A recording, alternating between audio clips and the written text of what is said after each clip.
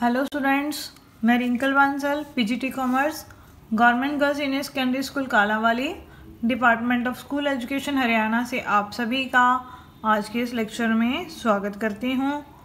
बच्चों, आज का जो हमारा टॉपिक है वो है debenture issue at discount conversion into share. जो डिबेंचर्स हैं वो डिस्काउंट पर इशू किए गए हैं और उनको हमने शेयर्स में कन्वर्ट करना है। कब करना है? जब उनकी तारीख आ गई है भुगतान की, मीन जिस दिन उनको भुगतान होना है उसी दिन उसको हमने शेयर्स में कन्वर्ट करना है। तो बच्चों, इस केस में कुछ भी नया नहीं है, तो बिल्कुल सिंपल वैसे ही इस क्वेश्चन को करना है हमने जैसे हम क्वेश्चन करते हैं जब डिबेंचर्स जो हैं एट पार पर इशू किए जाते हैं और उनको शेयर्स में कन्वर्ट किया जाता है। वही एंट्री पास होगी। Debentures account debit to debenture holders account. ठीक है, मान लीजिए 1 लाख रुपए के जो है डिबेंचर्स हैं, तो अमाउंट कितनी ड्यू होगी डिबेंचर होल्डर्स को? 1 लाख रुपए। तो हमने पिछले केस में किया था, बिफोर ड्यू डेट वाले केस में हम क्या करते थे, वो डिस्काउंट क्रेडिट कर देते थे जो इशू के टाइम पर हमने उनको दिया है, मीन्स उसको कैंसिल कर देते थे। अब इस केस में हमने उसको कैंसिल नहीं करना है। ठीक है, तो यहाँ पर सिंपल एंट्री ही पास होगी। उसके बाद हम उनको क्या करेंगे, इक्विटी शेयर में कन्वर्ट कर देंगे। तो यहाँ पर हमने उसकी पूरी फेस वैल्यू ही लेनी है। कितनी अमाउंट है यहाँ पर? ये 1 लाख। और उसको हम जिस तरह के इक्विटी शेयर में कन्वर्ट करेंगे तो वहाँ पर equity share capital account credit कर देंगे। अगर हम उसको कोई न्यू डिबेंचर्स में कन्वर्ट कर रहे हैं तो वहाँ पर वो डिबेंचर्स अकाउंट क्या होगा? क्रेडिट हो जाएगा। कितनी अमाउंट से? जो यहाँ पर होगी हमारे पास फेस वैल्यू। तो ठीक है बच्चों, तो ये कंसेप्ट तो बिल्कुल ही आसान है और ये लास्ट कंसेप्ट है हमारे चैप्टर का। तो आइए अब हम इसके एग्जाम्पल स्टार्ट करते हैं। बच्चों, अब है हमारे पास एग्जाम्पल नंबर 40। इसमें हमारे पास क्या दिया गया है कि 1 अप्रैल 2011 को ए लिमिटेड ने 2000 जो डिबेंचर्स हैं इशू किए हैं और एक डिबेंचर 100 रुपीज़ का है और वो 10% डिस्काउंट पर इशू किए गए हैं। रिडीमेबल एट पार, उनका जो भुगतान है 4 सालों बाद एट पार पर होना है। कैसे होना है? By converting them into equity shares of ₹100 each. उनको हमने कन्वर्ट कर देना है इक्विटी शेयर में और एक इक्विटी शेयर कितने का होगा? 100 रुपीज़ का। और वो कंपनी उनको 25% प्रीमियम पर इशू करेगी। और कंपनी ने जो ये डिबेंचर्स हैं वो कन्वर्ट किए हैं कब? 1 अप्रैल 2015 को। बच्चों, जब भी आपने क्वेश्चन करना है तो एक बात ध्यान में रखनी है कि उनको कन्वर्ट किस टाइम पर किया जा रहा है। उनकी मैच्योरिटी डेट से पहले किया जा रहा है या उनकी मैच्योरिटी डेट वाले दिन उनको कन्वर्ट किया जा रहा है। 1 अप्रैल 2011 को ये इशू किए गए हैं, तो 4 साल हमारे बच्चों कब खत्म होंगे? 1 अप्रैल 2015 को। और उनको कन्वर्ट भी कब किया गया है? 1 अप्रैल 2015 को। तो इसका मतलब ये at the due date convert किए जा रहे हैं। तो उस केस में हमने क्या करना है? सिंपल वैसे ही अकाउंटिंग ट्रीटमेंट करना है इन डिबेंचर्स की कन्वर्जन का, वो जो हम एट पार वाले केस में करते हैं। यानी हमने डिस्काउंट को कैंसिल नहीं करना है और उसके ऊपर हमने कोई ध्यान नहीं देना है। तो आइए अब हम इसकी जर्नल एंट्रीज पास करते हैं इशू के टाइम पर और रिडम्पशन के टाइम पर। अभी हमने 40th क्वेश्चन को रीड आउट किया। उसमें हमारे पास क्या दिया गया है कि 1 अप्रैल 2011 को कंपनी ने डिबेंचर इशू किए हैं। तो इशू करने की पहली एंट्री क्या होगी? पैसे आ गए कंपनी के पास, तो बैंक अकाउंट डेबिट कितने? 2000 डिबेंचर्स हैं और एक जो डिबेंचर है बच्चों वो 90 रुपये में कंपनी ने इशू किया है। तो 7% debenture application and allotment account. तो ये आ गई अमाउंट हमारे पास 1,80,000 रुपये।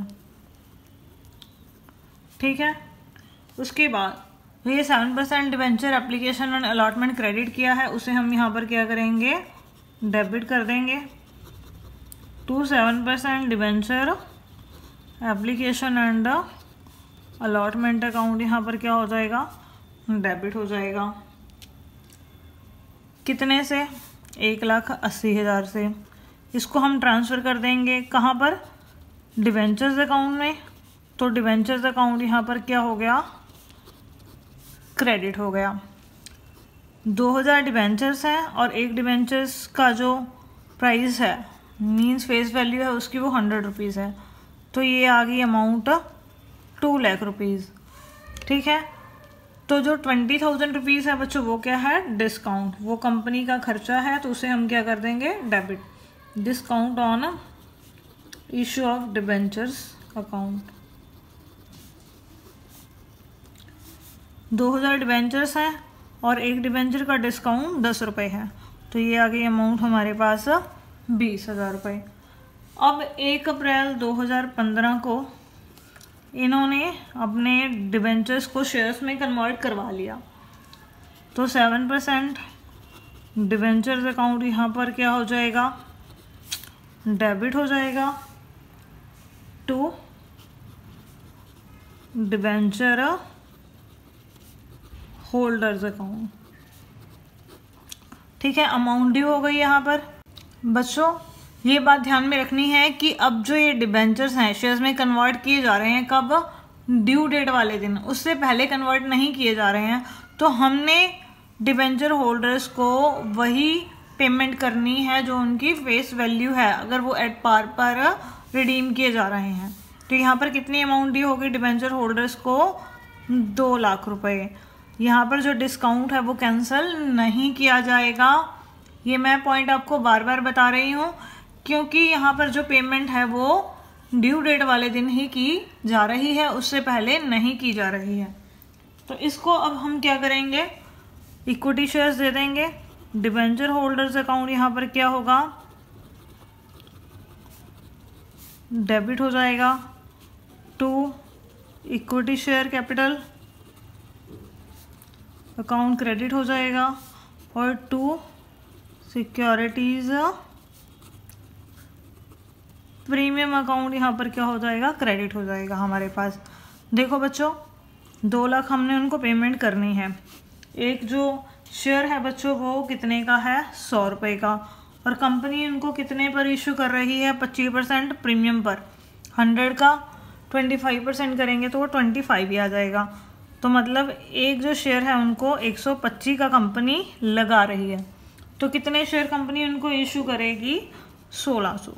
ठीक है, तो ये नंबर ऑफ शेयर्स निकल गए जो हम उनको देंगे उनकी डिबेंचर्स की पेमेंट के बदले में। 1600 शेयर है और एक 100 रुपये का है, तो ये कितने के हो गए, 1,60,000 के। और ये 1600 हैं और एक जो है उसके ऊपर प्रीमियम कितना है, 25 रुपीज़। तो ये कितना आ गया हमारे पास, 40,000 रुपये।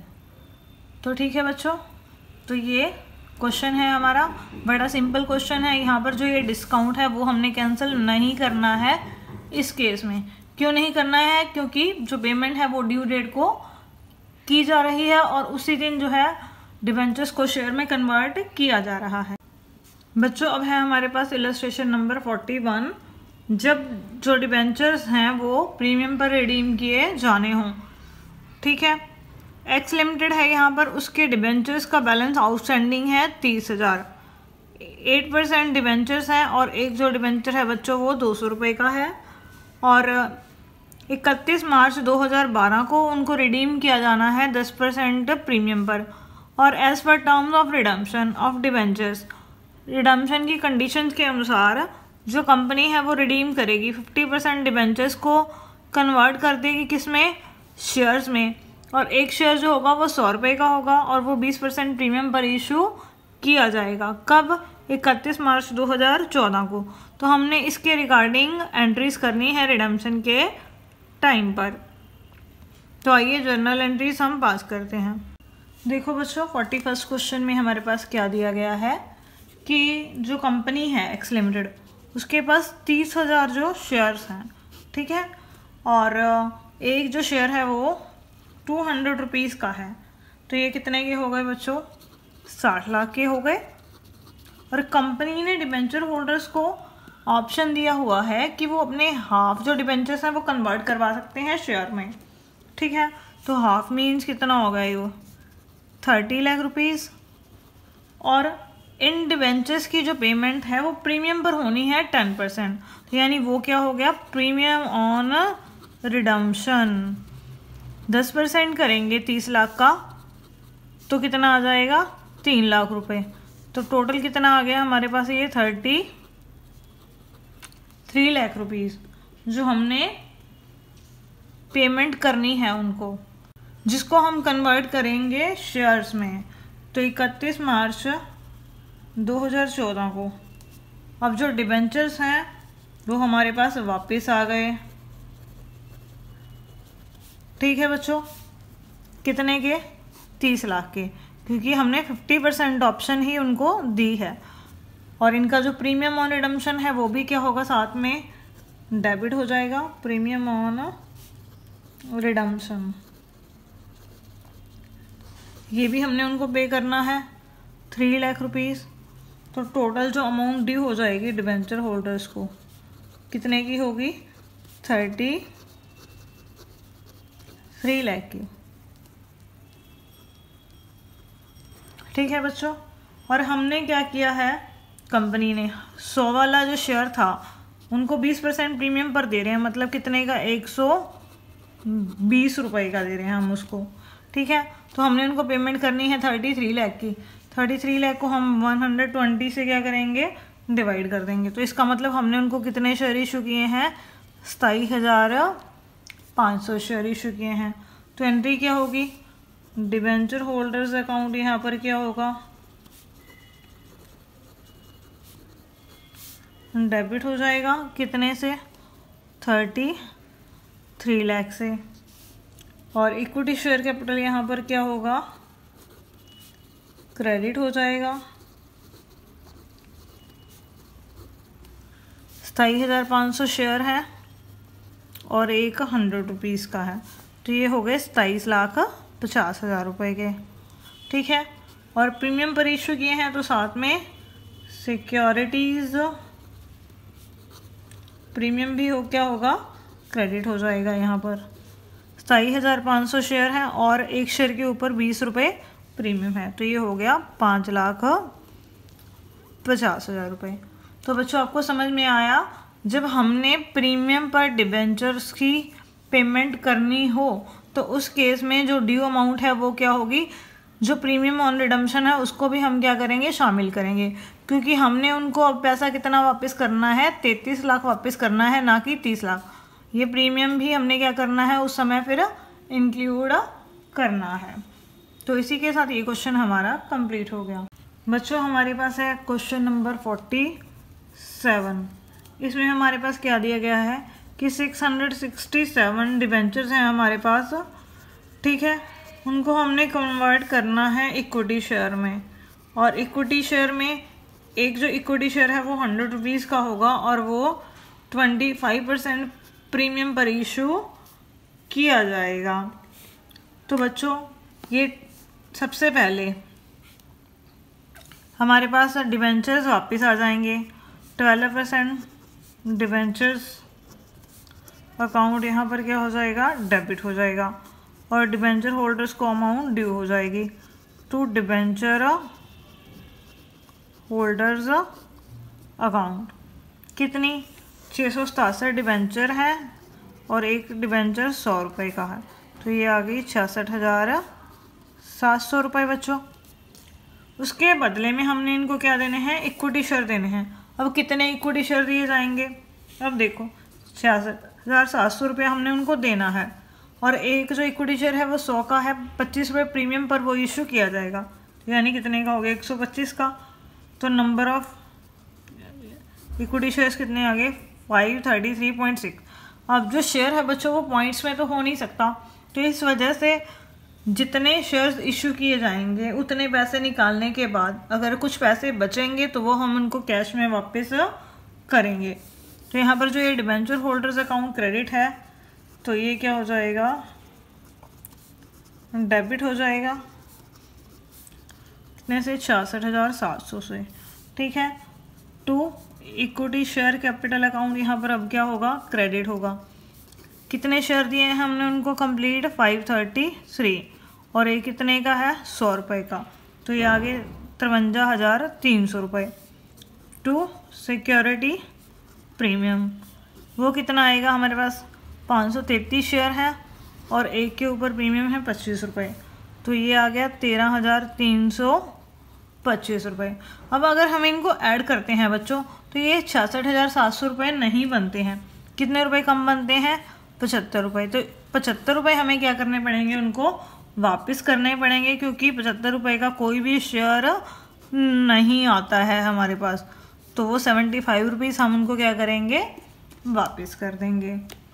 तो बच्चों इस क्वेश्चन में यही बात नहीं है कि यहाँ पर जो शेयर्स हैं वो फ्रैक्शंस में आ रहे हैं, तो इस वजह से शेयर्स इशू करने के बाद कुछ पैसे हमारे पास बचेंगे, तो वो हमें क्या करने पड़ेंगे, वापस करने पड़ेंगे। तो इसी के साथ बच्चों ये हमारा चैप्टर कंप्लीट हो गया। आई होप आपको ये चैप्टर अच्छे से समझ में आ गया होगा। अगर आपकी कोई क्वेरी है तो आप हमें लिखकर भेजते रहिए। Thank you.